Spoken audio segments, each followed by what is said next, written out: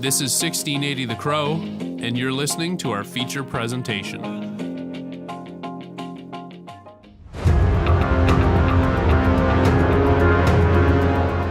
You have the power. You have the control. Because we have the power of the collective I. Together, we have made our communities safer and will continue to do so. Call in the tip. Do it now.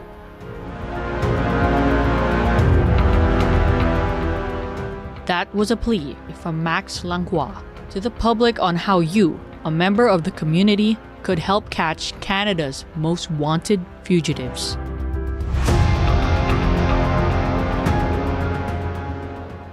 Langlois is the executive director of the BOLO program that uses social media, technology, and engagement to encourage citizens like you to BOLO or be on the lookout. Through campaigns and events, the program encourages the community to say something if they know something to the police through proper channels, as the program is offering incentives, usually monetary value, with up to $100,000 for each of the most wanted criminals. I attended the press conference held at the Vancouver Club, where they unveiled the new list of Canada's 25 most wanted in the most dramatic way possible. 25 volunteer police officers were in spoof masks, impersonating these fugitives. They were escorted in and handcuffed out by police to make a statement.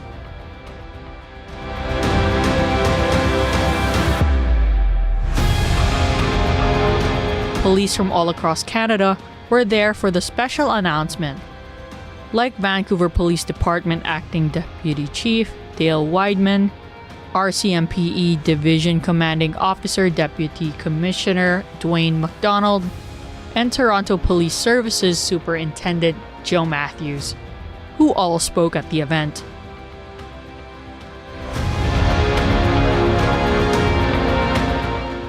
Here's a clip from Matthews, who wanted to send a message to these criminals. And all the fugitives on this list, your world got a lot smaller. There are millions of eyes looking for you. We will find you. Call your lawyer and turn yourself in.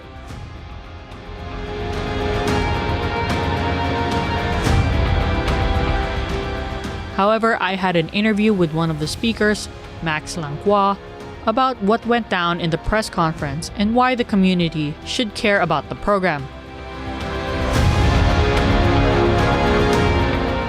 I begin the interview asking Langlois what his professional goals were for the program.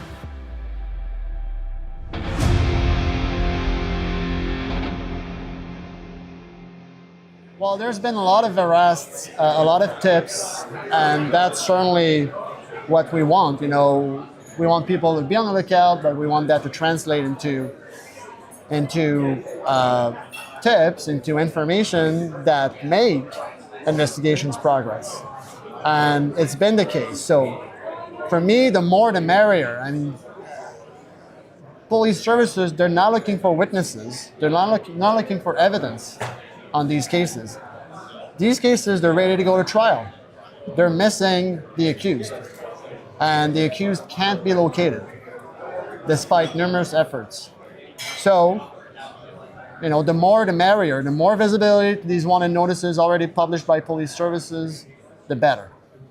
During the press conference, you physically unveiled all the 25 fugitives, you know, with all the masks and all. Why did you decide to physically escort them out and handcuff them in this manner? So the concept, the initial concept was to use these spoof masks to make this as real as possible. And we wanted to also send a message that to the general public that, listen, most wanted guys walk around for real among us, but not today. So we wanted this to happen in a supervised environment with uniformed police officers escorting them on stage and escorting them off stage. So that was our mindset. Yeah, there's several police from all over the country here in Vancouver. Is there a particular reason why you chose this conference to be here in the city of Vancouver? No. Okay. No, we rotate. Okay. You know, That's it great. was a lot of updates happened in Toronto. Last one was in Montreal. This time it's here. So Okay, that's great. Upon doing some research, a lot of people in BC are not aware about this project. Why is it important for locals to maybe know? I did notice that most of these suspects are from out of province. However, they can have Yeah. ties here. there are some from here, but there are a lot of suspects who are not accused in BC. They're not facing charges in BC, but they may be in Vancouver. That's the case of Brian Fuentes Gramajo, our number one, Kiara Sparzam, Daram Daliwal, and a few others who have well-known ties to Vancouver, the Lower Mainland, or BC. Yeah, there were talks of prioritizing safety for the community, and on the website you said you encourage 18-year-olds and older to give tips through proper channels Yeah. to the police and safety. How can young adults play a role in this program? Just come to our website. Come to our website. Just look at the faces of these individuals. Let me stress something that's very important. You don't need to know where Brian Fuentes Gramajo is to call the police. If you believe you know something, that's a trigger point. You just need to believe you may have something relevant to say. At this point of all these investigations, police services, they want to leave no stone unturned. So if you got beat, check our website, be on the lookout. If you got something to say it. In a connection to that, not just in Canada, a lot of the arrests were made worldwide. The recent one is the one in Qatar, a lot in America. Can you explain how international relations is necessary to this program? Yeah, so fugitives can leave the country. Canada doesn't have checks, immigration checks, when you leave the country. So most other countries do. Almost all countries do around the world. So there's a bit of a national weakness there, but we have to acknowledge as well that a lot of these fugitives are not going to leave the country using their own genuine passport anyway. So they try to evade arrest as much as possible, and often that includes going abroad. And some of them will try to go in countries in which, for example, they know there's no extradition treaty between Canada and the country, and so on and so forth. But very important to note, it's not because there's no extradition treaty between, for example, Canada and Qatar, that Rabi al-Khalil cannot be extradited to Canada. An extradition treaty is there to mainstream, to normalize the process. The process can happen with or without an extradition treaty. So there's nowhere to go for these fugitives. That's my message. Yep. And second to the last question, UNTBS posted $1 million of cash last year. I'm curious why you did it so. Did people think the monetary reward was fake?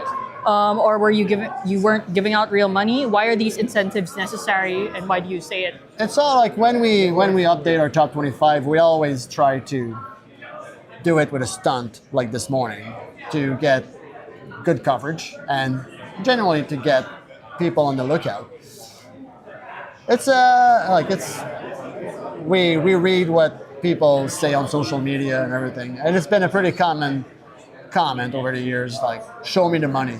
And it's been a very common thing that I've seen on social media. So last year, that's what I wanted. I wanted to show that money is real. And that $1 million we put on the table at TPS headquarters was real money. Yeah. Lastly, is there anything you would like to tell the community about this program to maybe have eyes on them or on the streets? Just be on the lookout. Come to our website at boloprogram.org. We have a very good website with AI animated posters. It's very user friendly. Take a look and be on the lookout. That was an interview from Bolo Program's Executive Director, Max Langlois, who shared more about the program and the community's role. I'm Kai Garcia, and that was For the Record on BCIT's The Crow.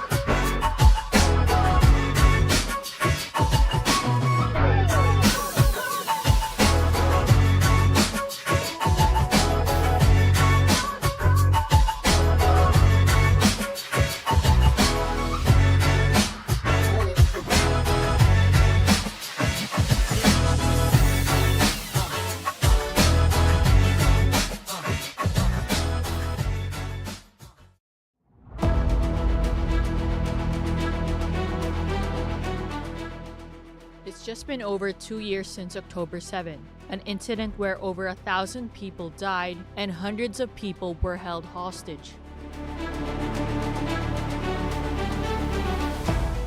But since this day, there have been tens of thousands of casualties, and most of Gaza has been flattened due to bombing and destruction. There has been a lot of outrage and protest, which brought people together to form groups and fight for their cause. Metro Vancouver United for Palestine is one of these organizations. They hosted multiple events in the past, and now throughout October, they call the event 2 years of genocide, 2 years of resistance, and 2 weeks of action. I talked to the group's coordinator and organizer, Janine Solanki, about why she's an activist, the lasting effects of October 7, the recent global Samud flotilla, and Canada recently recognizing the state of Palestine. On October 9, Israel and Hamas have agreed to a phase 1 of a ceasefire. Part of the agreement is to release hostages from both sides. However, there has been a history of talks falling through in the second phase, so nothing is certain. The interview with Solanki happened before the agreement took place, and at the time of recording, there were still attacks in Gaza. I started the interview by asking Solanki how their October 7 banner drop went down in Stanley Park Overpass by Lionsgate Bridge. This event on October 7th was actually part of 2 weeks of action. So Metro Vancouver United for Palestine is marking 2 years of genocide and also 2 years of resistance with 2 weeks of action. So in addition to our weekly rally and marches and a poetry night we had on the weekend on Sunday, we're also doing banner drops, a walk for Gaza, film showing and a webinar, plus postering and tabling for Palestine. So we wanted, though, for October 7th, for the official date marking 2 years of this genocide, is to do something that is a protest, to show to people across Vancouver and in the Lower Mainland that people are continuing to protest, that this protest movement is growing. I think doing this action, doing a banner drop that is really visible, seen by thousands of people on their way home, and doing this at a Vancouver landmark just in Stanley Park, in view of the Lionsgate Bridge, had a particular significance to show that Vancouver is part of this global protest movement that right now is just growing and growing, and is bringing together millions of people in a sustained protest movement. So I think this was a way for us here to also show people who are driving by. Many cars were honking. There was constantly, a car driving under the Palestinian flags and banners of the overpass, that were honking and showing their support, showing peace signs and thumbs up. So I think it's a good way for people to say, okay, this is something that I can put my support to, that I'm seeing on the news every day, that I'm, feeling horrified by, but I can show my opposition and I can get involved. You said that, it's been 2 years since October 7, and you were saying about all these people in support of you and you as well going out there, putting yourself out there. How has this event made a lasting impact on you and the community? It's been something that has affected people all around the world and across so many different lines of people's ideologies, people's faiths and backgrounds.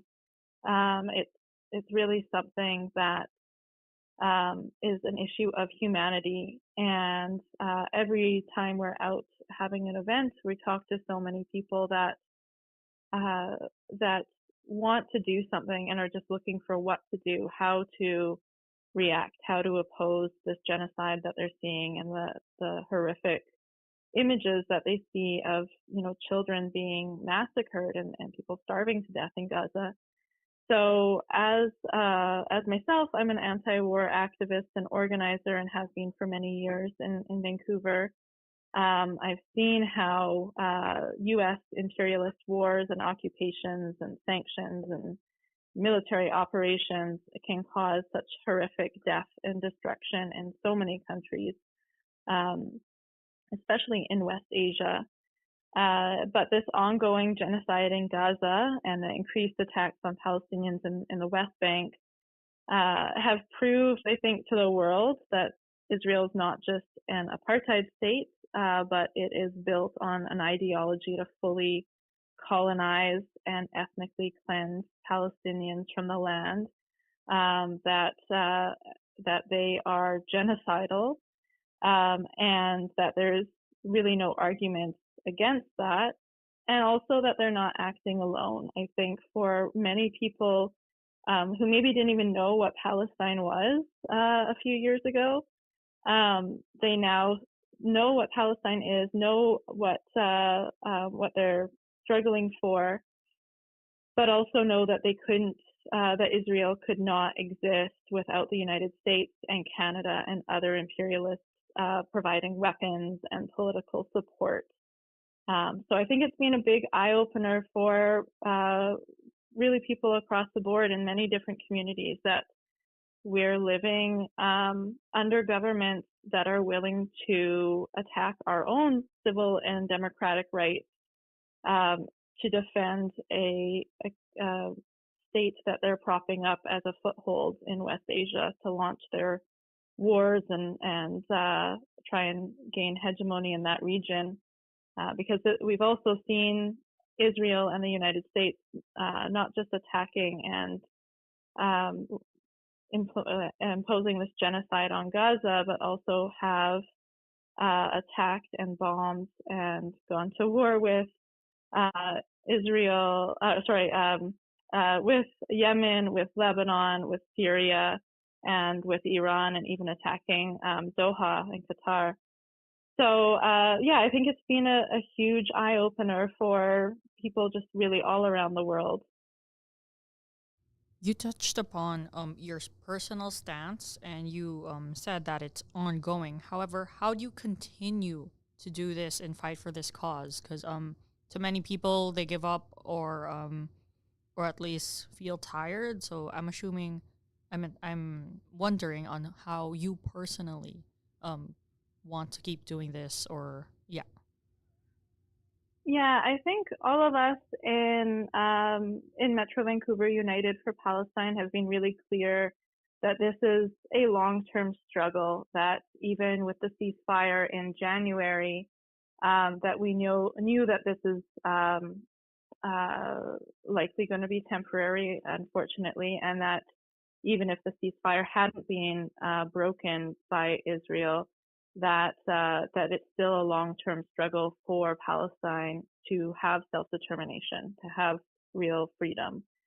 So I think understanding, first of all, that this is a long struggle, and we need to be able to understand why this is a long struggle, why the United States and Canada are supporting and backing genocide. It's a chance for people to really understand this struggle, to understand the importance of solidarity with Palestine, to understand how the U.S. and Canada is also waging war on the wider region, and how we can, as an organization, build a long-term struggle. So I think that's one part of it. And the other part of it is it's alongside the horrors of what we're seeing in Gaza, the massacres, we are also seeing that the world, like humanity, has come out. We're seeing the largest protest movement we've ever seen. We're seeing, wave after wave of flotillas, the global Samud flotilla about a week ago, and now the next flotilla that was just intercepted last night on its way to Gaza, knowing that they would be intercepted by Israel, knowing that they would be illegally kidnapped in international waters by Israel, but still going forward to show their solidarity with Palestine. So I think we really have to focus on the fact that this is a growing movement and people are standing up to their governments, standing up to Israel, and that we are a powerful movement and that we can and we will see the freedom and self-determination of Palestine. Yeah. Okay. Thank you for that concise answer. Now, to end it all off, Canada has recently recognized the state of Palestine. However, what do you think about Canada's role in this ongoing situation? I believe it's an empty gesture. I think that Canada and other states like Australia, like the UK, they're seeing that their populations at home are exposing that these governments are supporting Israel. They're coming out in huge numbers in support of Palestine. And so I think the governments of Canada and some other imperialist countries that support Israel are seeing, okay, we need to make some sort of gesture to calm down all these people that are coming out onto the streets. And I don't think anyone is convinced that the government of Canada is actually doing anything in the interests of the Palestinian people. I think people have widely recognized this as an empty gesture. And I think the positive thing out of it is it shows that people's power, people's movements coming out onto the street and organizing together is having an effect on these governments that know that at some point they're going to have to account for the fact that they are supporting genocide. But we saw, along with Canada recognizing the state of Palestine in the United Nations, that Mark Carney's statement with that recognition did not once say the word genocide, because if they say the word genocide, they are legally obligated to stop it. And the fact is that they are still sending weapons. They are still supporting Israel. They are saying something about a Palestinian self-determination, but then saying we are going to put all of these conditions that no other state would ever agree to. Self-determination is an inherent right. It's not something that you can put the conditions of, for example, saying we will only accept Palestinian Authority, the PA, as a body that can carry out elections and be part of a new government in Palestine, in this state. You can't put any condition of you can't have a militarized state. That's not self-determination. So that's not really what Canada is recognizing. Finally, just Canada continues to arm Israel. So I would say that is, if Canada is going to do anything right now, the first thing that they need to do is stop sending weapons to Israel. That was Janine Solanki, the coordinator and organizer of Metro Vancouver United for Palestine, who talked about her cause and what she believes in. I'm Kai Garcia, and that was For the Record on BCIT's The Crow.